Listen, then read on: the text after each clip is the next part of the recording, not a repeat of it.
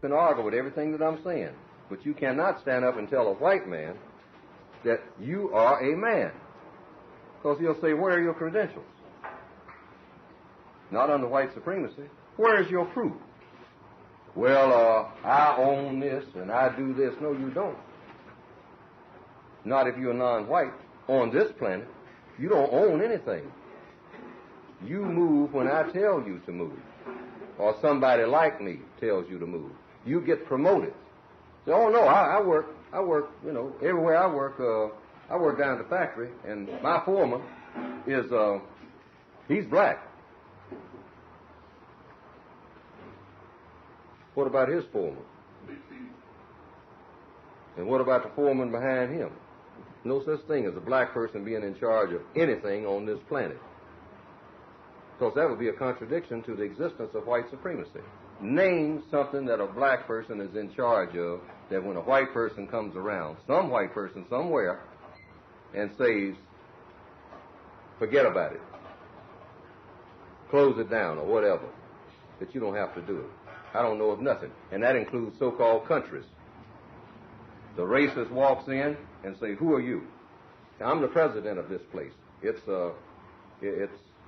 is a new country, and I have my flag on the hill, and we are ready to do business in my own independent country. So, is that right? So, yes, we have our own money. So, is that right? What's your money worth? Your money is worth what I say it's worth, boy. Now, you're going to find out what truth is this morning. See?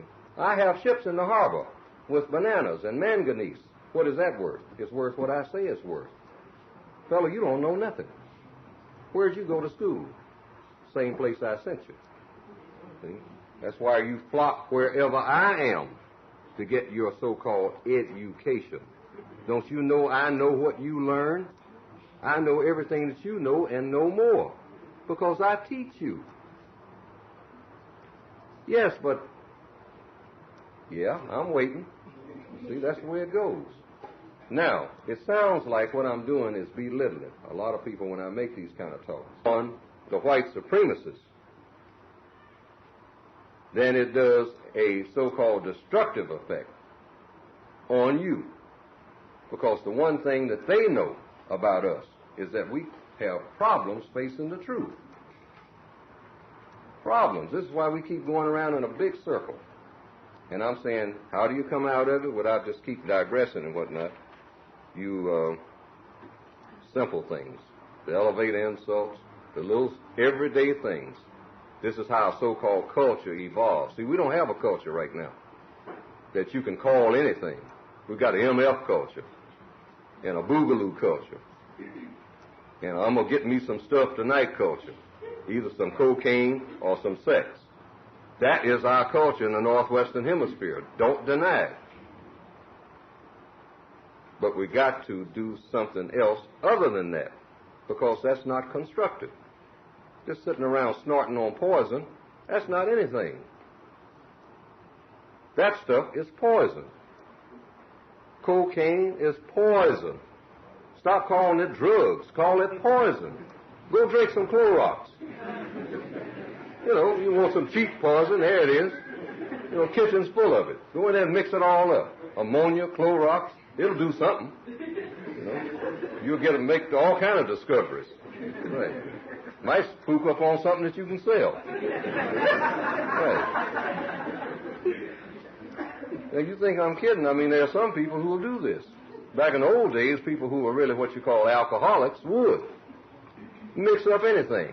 Hair tonic, anything that tastes remotely like whiskey, when they didn't have the money to get it. There are some people in this room that knew people who did this. Shampoo, whatever. See? But let's just deal with just drugs right now. Let's analyze it. I don't want anybody to give me anything that I need.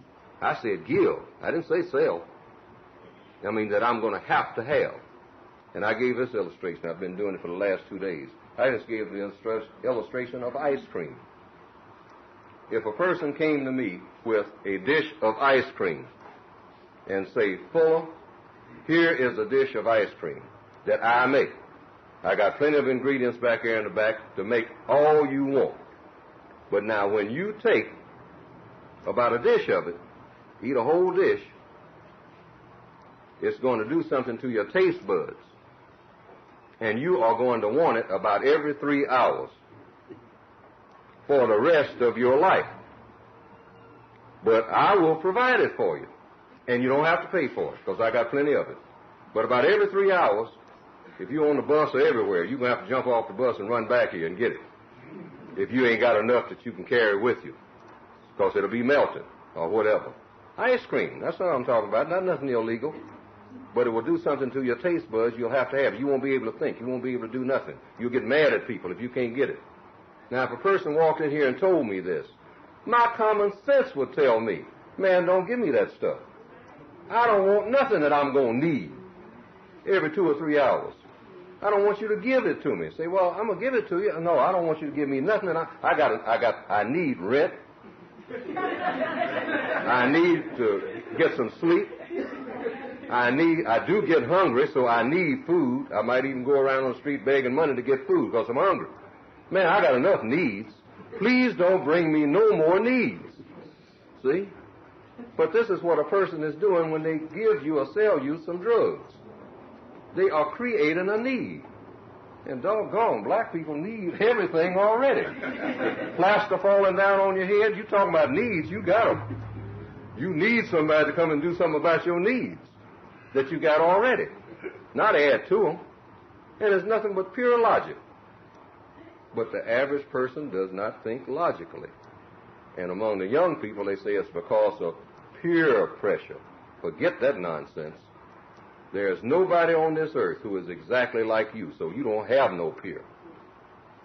I don't care if you got 4 of you and you're twins. You do not have a single peer because you are simply not that other person, even though you look exactly like them. There's some molecules in you that don't match theirs. Your fingerprints don't match. You are a different person. You're made that way. You're supposed to be. And you're supposed to have the greatest regard for that. Don't even go around trying to look like anybody else. That's a sickness too. I mean, don't try to look like your sister. My sister sure is good looking. I wish I looked like my sister. No, don't look like her. No. Look like you. This is you. You are unique. You got a purpose. Just hang around for a while, keep your mind clear, and it'll be laid out to you. See, you can't figure everything out. You know, when you don't come here in a crib figuring everything out. Things come to you. And what your purpose is will present itself at some time. But you got to give it space.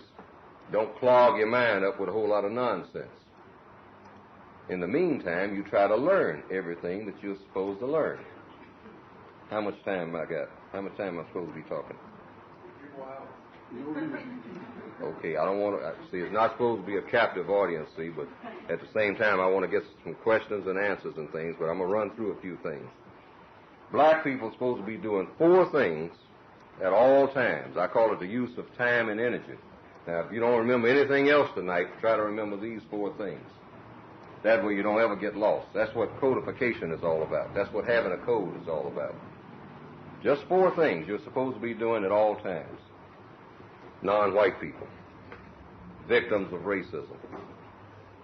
First, producing, repairing, cleaning, etc., something of constructive value at all times. That's number 1. Now, you're supposed to be doing one or the other. See, if you're not doing one, you're doing the other. That's number 1. Producing, repairing, cleaning, etc., something of constructive value. Constructive value. See, not producing no drugs, a bathtub alcohol, or making a homemade knife so you can kill somebody. Producing something of constructive value. Okay, number 2, exchanging views about ways and means of eliminating racism and or producing a product called justice. Either or. If you're doing one, you're doing the other. If you happen to eliminate racism, saying something or doing something, you happen to produce a thing called justice. That's automatic. if you're trying to produce justice, you also are helping to eliminate racism, because you can't have justice and racism in the same ballpark. Now, that's exchanging views about doing this. Reading, writing, exchanging views. Any kind of communication about eliminating racism or producing justice. That's number 2. Number 3, eating and sleeping correctly and only as necessary. See, black people got a thing about, we got to eat all the time. We go anywhere around some food. We can't hardly have a meeting, see, without having a whole lot of food. They gonna feed? You just ate. See? Well, I ain't going over there if they ain't gonna feed. See? That's an old tradition that at one time served a purpose. See, we have to turn loose to some traditions. And that's one of them. That's eating every time food is available. But that came from an old tradition that's not too distant.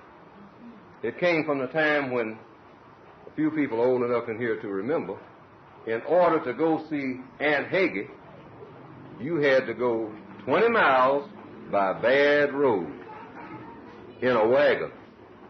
So by the time Uncle Jess hitched up the team, talking about something like the 1930s and mid-1940s now, before what they call World War II, hitch up that team, and then everybody get on the wagon, and you go down that bad road. No highway, no freeways.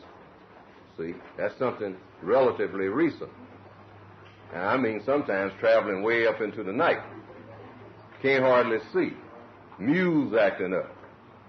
See, so by the time you got where you were going, you were good and hungry, dusty, tired. All the little ones are irritable.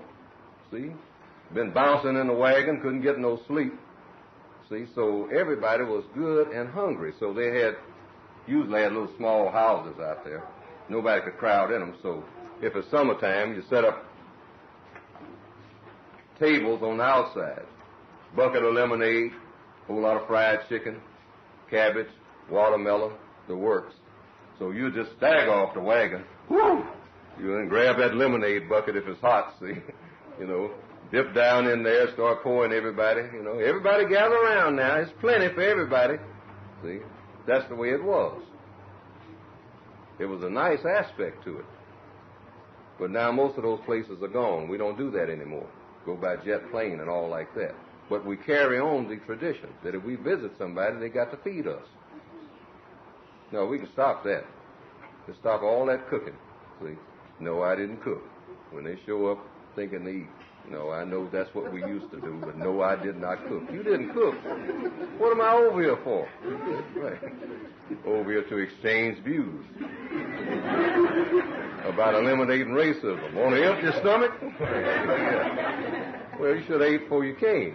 See? Right. Yeah, see, because food is not that difficult. Used to be you had to prepare that food from scratch. Wasn't no such thing as no supermarket. See, some people, of course, you got to be have gray hair to remember that. There was once a time when you're going to make potatoes, you had to start from scratch. You get the knife out and start peeling. See, ain't no shake and bake and all that stuff. See, but see, those days have kind of gone by the wayside, and there's some nostalgia connected with that because people related to each other a little better. But I'm saying it's different now. So, eat and sleep, still on number 3. Only when necessary, not as a habit. See, not trying to carry on an old tradition, black people and fried chicken, just because you got a big pile of it. See, I'm going to try to see if I can find the bottom of that pile. See? No. And then we get sick, and then we go into the hospital, and the doctor say you're going to have to lose some weight. See?